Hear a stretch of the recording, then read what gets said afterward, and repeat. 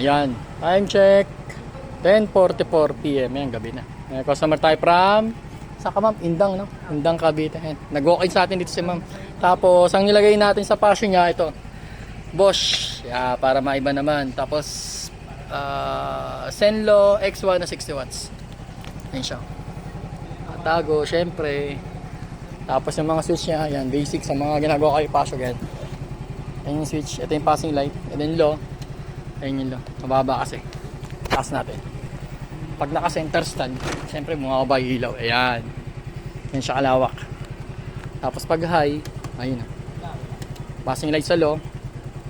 Pag naka-low ka, high ang passing light. And then high, low naman. Pag naka-off, sabay. Ayan siya. Tapos yung busina natin, nalalakasan ako sa ano niya.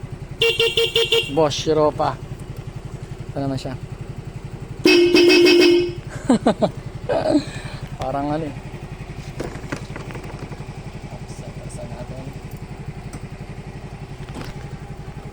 Ayan, makita natin yung buga ng ilaw niya.